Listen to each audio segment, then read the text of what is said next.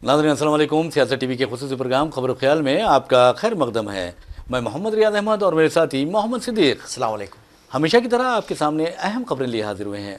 नाज़रीन, जैसा कि आप जानते हैं कि हम जो खबरें आपके सामने पेश करते हैं वो कल के अखबारात की सुर्खियाँ बनती हैं। न सिर्फ सुर्खियाँ बनती हैं बल्कि उन खबरों को इलेक्ट्रॉनिक मीडिया गैर मामूली अंदाज में नश्र करता है। इसी तरह सोशल मीडिया पर ये खबरें वायरल होती हैं। बहरहाल नाज़रीन, जहाँ तक खबरों का सवाल है, आप अच्छी तरह जानते हैं कि किस तरह 2014 के बाद से हिंदुस्तान के हालात बदल गए हैं और ख़ास तौर पर आप देखेंगे कि जो लिसानी अक़लियतें हैं, जो मजहबी अक़लियतें हैं, उनको बहुत ज़्यादा फ़िरका परस्त निशाना बनाने लगे हैं। हद तो ये है कि जो अक़लियतों के बुनियादी हुकूक़ है, दस्तूर ने जिन्हें बुनियादी हुकूक़ फराहम किए हैं, उन हुकूक़ से भी अक़लियतों को महरूम करने की बेशर्माना कोशिशें की जा रही है, बड़ी बेशर्मी से कोशिशें की जा रही हैं। मिसाल के तौर पर आप देखेंगे कि सच्चर कमेटी की रिपोर्ट जो पेश की गई थी, उसके बाद रंगनाथ मिश्रा कमीशन की रिपोर्ट पेश की गई थी, उसमें वाज़ेह तौर पर कहा गया था कि मुसलमान बुद्धिस्टों से भी तालीमी लिहाज से और माशी लिहाज से कमज़ोर है। यानी आपको देखेंगे SC ST BC से नहीं बल्कि बुद्धिस्टों से भी कमज़ोर बताए गए हैं। और उनके लिए जो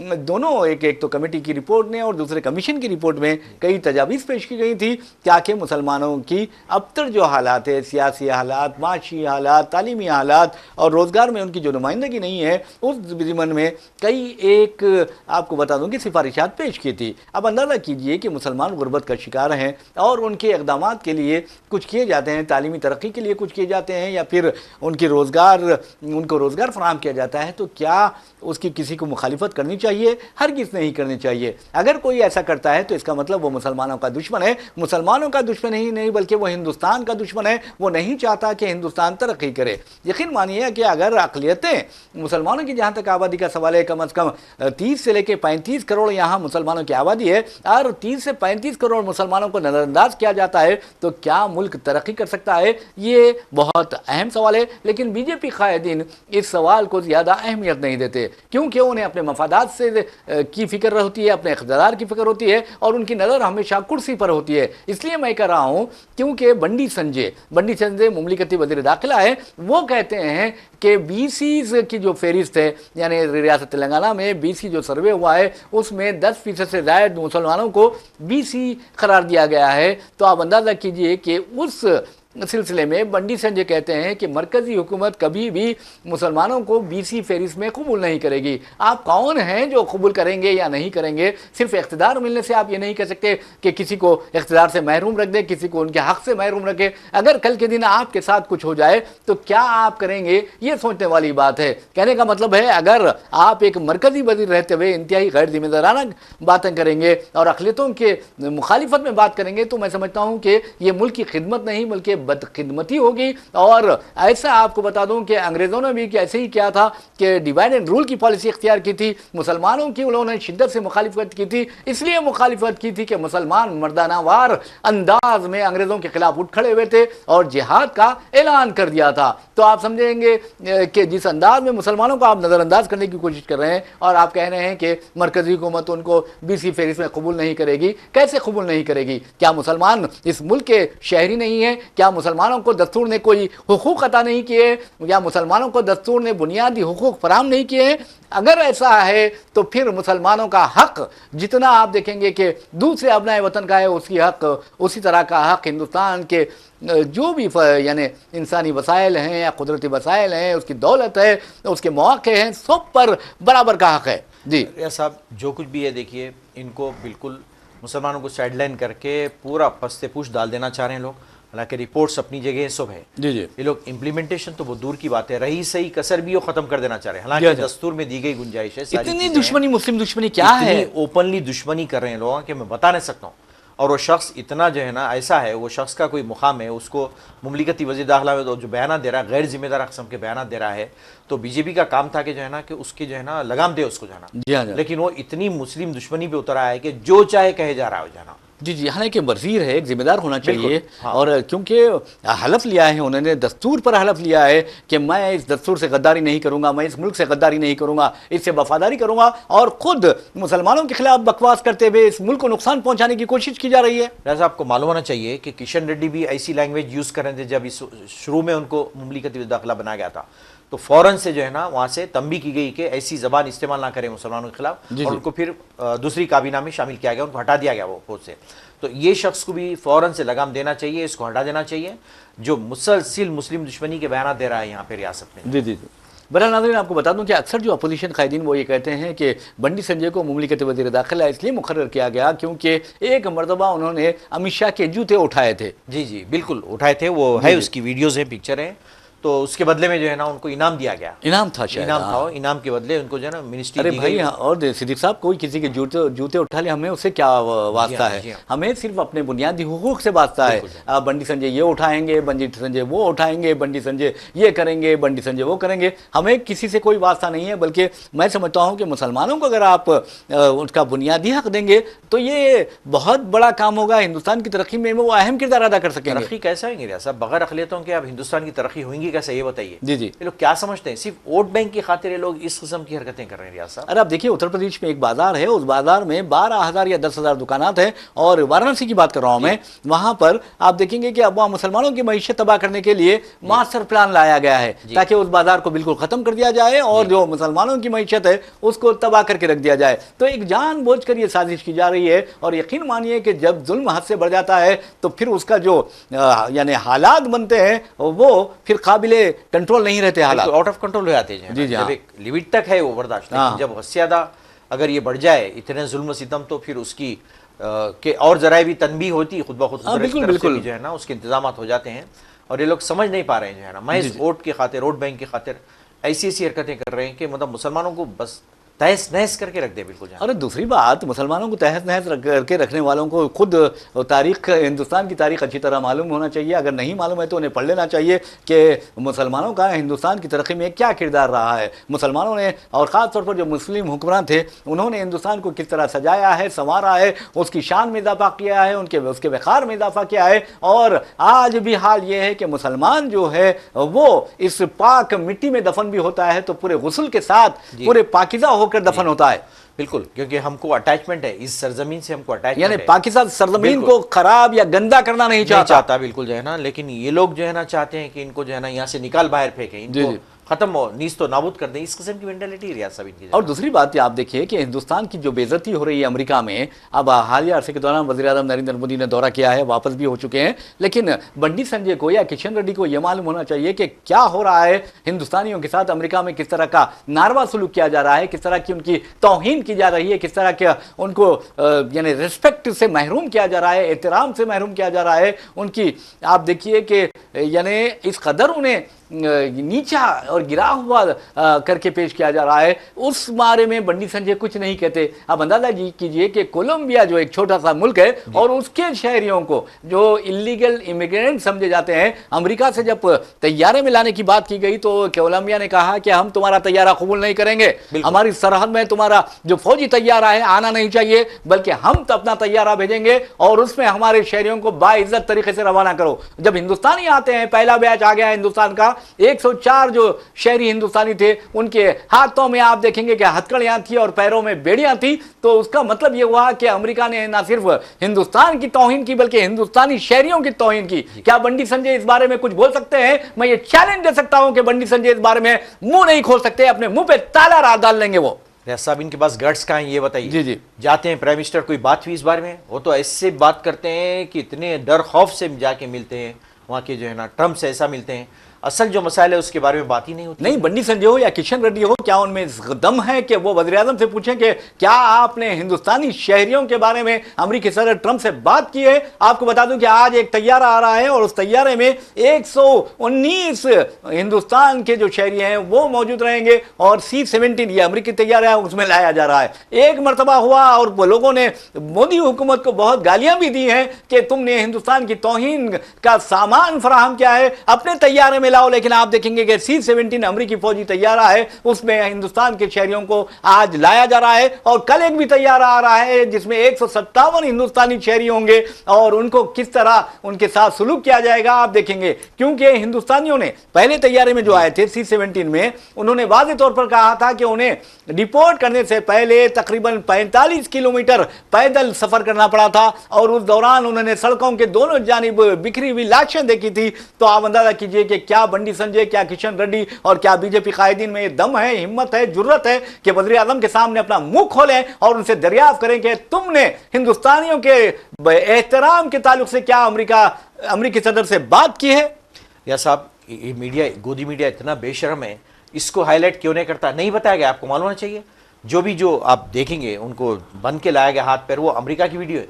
यहाँ पे जब उतारा गया तो फिर मीडिया क्यों नहीं लिया, फिर पिक्चर्स उनकी क्यों नहीं है मीडिया में, ये चीज छुपाना चाहते हैं, बिल्कुल जो है ना, पर्दापोशी करना चाहते हैं लोग, बोलना नहीं चाहते हैं जो है ना कैसा हुआ है इनके साथ हिंदुस्तान। और आप देखेंगे कि अमेरिका से हिंदुस्तानियों को इंतहाई बदतरीन हालत में हिंदुस्तान लाया जा रहा था, अमृतसर में उतारा गया और जिस अंदाज में उनकी वहाँ मुसाफिरीन ने ये एतराफ़ किया कि उनके साथ नारवा सलूक रवा रखा गया। और हमारे मोदी जी डुबकी लगाते हैं कुंभ मेले में जाकर, ताकि तमाम जो तवज्जो है मीडिया की, गोदी मीडिया तो उन पर तवज्जो देगा कि डुबकी कैसी लगा रहे हैं, उन्होंने क्या कपड़े पहने हैं, उन्हें सर्दी लग रही है या नहीं लग रही है, वो आम कतर के खाते हैं या चूस के खाते हैं। ये गोदी मीडिया का, मैं बोल रहा हूं ना आपको कि एक यानी एक वतीरा बन गया है। पूरा मीडिया उधर लगा दिया गया था, इधर कुछ भी न्यूज नहीं है। जी हाँ, क्या बोले तो डुबकी कैसी लगती है, कैसा निकलते हैं, क्या करते हैं वो जो है ना, या उन्होंने नाक पकड़ के डुबकी लगाई, या उठ के डुबकी लगाई, या बैठ के डुबकी लगाई। ये क्या है?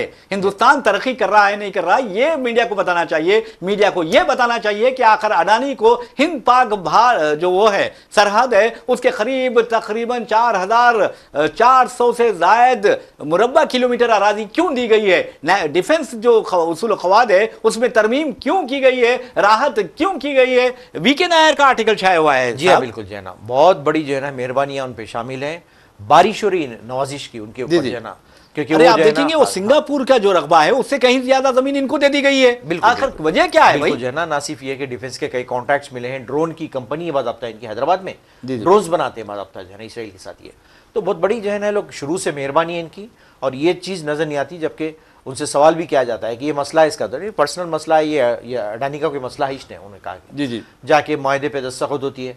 अरे असल बात करो कि क्या जिल्लत आमेज जो आप सलूक करें इंडियंस के साथ वहाँ पे, उस पे बात करो। एक और दूसरी बात क्या, आपने कहा कि अमेरिका से ये खरीदो हमारे से, हमसे आपने ये कहा कि अमेरिका हमसे ये खरीदें तो बेहतर रहेगा, जबकि ट्रंप ने वादे तौर पर कह दिया है कि तुम्हें गैस खरीदनी पड़ेगी, तुम्हें हमारा तेल खरीदना पड़ेगा, और तुम्हें जो तुमने टैरिफ लगाई है टिट फॉर टैट, पत्थर का जवाब हम ईंट का जवाब पत्थर से हमने देंगे, उन्होंने कह दिया है। बिल्कुल बिल्कुल जो है ना, और दूसरे भी कंट्रीज जब का जब भी जवाब दे रहे हैं, मालूम है आपको जो है ना टैरिफ के बारे में। Who are you? तुम हाई कौन पूछ रहे हैं? कोई सवाल ही नहीं है हम पे, क्यों इंपोज करना चाह रहे हैं, हम होते कौन तुम जो है ना। जब भी उल्टा के जो लोग जो है ना टैरिफ दे रहे हैं, मालूम आपको, जब भी लगा दे रहे हैं अमेरिका। अभी गए बेचारे जाके हाथ मिला लिए, गले मिले, खुश हो गए।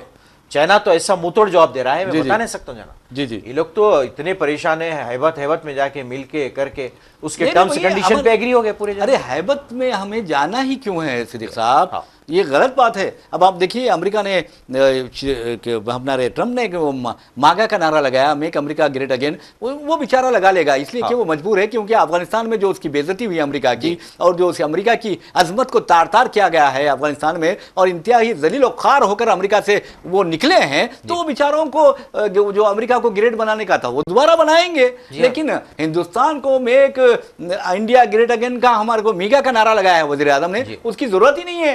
हिंदुस्तान पहले से भी ग्रेट था, हिंदुस्तान अब भी ग्रेट है, हिंदुस्तान कल भी ग्रेट रहेगा।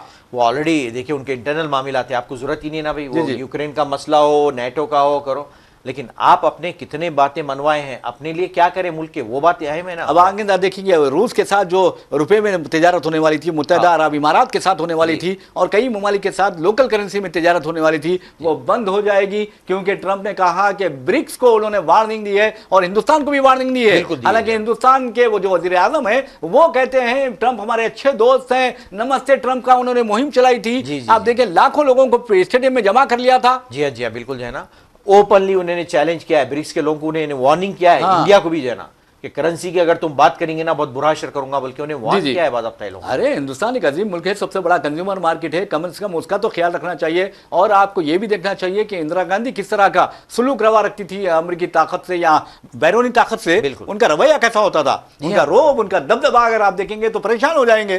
اور اب تو پورے ریاض صاحب وہاں کی جو ٹیکنالوجی میں پورے ہندوستانیوں کا اہم کردار ہے، آپ کو معلوم ہے امریکہ میں جو ہے نا. تو اب ڈر کس بات کا، میرے سمجھ سے باہر ہے. ڈر کیوں ڈر رہے ہیں اتنا جو ہے نا.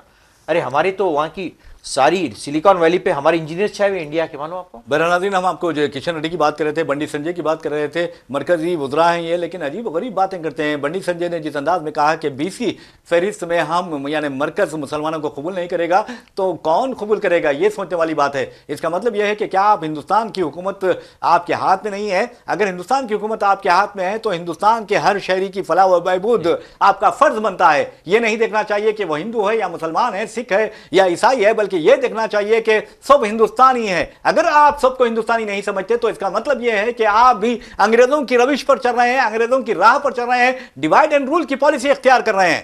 بالکل سیم ہے، کوئی اس میں تبدیلی ہے نہیں ریاست. وہی ڈیوائیڈ اینڈ رول کرو اپنا جو ہے نا. جی اور ہندو طاقتوں کو متحد کرو اور اپنے ووٹ لیتے جاؤ، ووٹ بینک کی خاطر یہ سب. ارے بھائی، ہندوستانی طاقتوں کو متحد کرو، ہندوستان کو متحد کرو، ہندوستان کو مستحکم کرو، ہندوستان کو اسٹرانگ بناؤ، ہندوستان کو جو عظیم ہے اسے عظیم رہنے دو. جی ہاں بالکل. اچھا، یہ شخص کو جو ہے نا جب MP کرا ہے، وہ یہ بتائیے کہ وہ اپنے ایریا کے لیے کیا ترقی لے. ارے ابھی چاہ رہا ہے، MLA الیکشنز میں ہار چکا ہے، اسمبلی الیکشنز میں، تو اس کو جو ہے نا آپ لے آ کے کیبنٹ میں دیتے ہیں، مقام سینٹرل کیبنٹ میں دیتے ہیں. ارے یہ تو دیکھو اس کا کیا کنٹریبیوشن ہے، کتنی ترقی کرا، جہاں سے سلیکٹ ہوا جا کے عوام سے پوچھو کیا کیا ہے، وہاں پہ جا کے وہاں پوچھنا چاہیے. بہرحال ناظرین، آپ کو بتا دوں کہ جہاں تک کشن ریڈی کا سوال ہے، کشن ریڈی کے بارے میں کہا جاتا ہے کہ وہ سلجھا ہوا دماغ رکھتے ہیں، سلجھا ہوا لہجہ استعمال کرتے ہیں، بکواس نہیں کرتے. لیکن اب انہوں نے چیف منسٹر ریونت ریڈی کو تنقید کا نشانہ بنایا، اور تنقید کا نشانہ بناتے ہوئے کہا کہ جس طرح ریونت ریڈی نے کہا کہ وزیر اعظم نریندر مودی پیدائشی طور پر BC طبقے سے تعلق نہیں رکھتے، بعد میں وہ BC طبقے میں اپنا نام شامل کروائے ہیں، تو اس سلسلے میں کشن ریڈی نے چیف منسٹر کو تنقید کا نشانہ بنایا اور کہا کہ مودی کی کمیونٹی کو، یعنی مودی کمیونٹی جو ہے اس کمیونٹی کو گجرات میں کانگریس کے دور اقتدار میں ہی BC یا طبقات میں شامل کیا گیا تھا، انہوں نے یاد دلایا ہے. تو بہرحال ناظرین، یہ تو بحث و مباحث چلتے رہیں گے، لیکن جو انسان اپنے ملک کی ترقی کے لیے، اپنے ملک کی خوشحالی کے لیے کام نہیں کرتا اور صرف اقتدار کے لیے یا پھر اپنے مفاد کے لیے کام کرتا ہے اور صرف ایک مذہب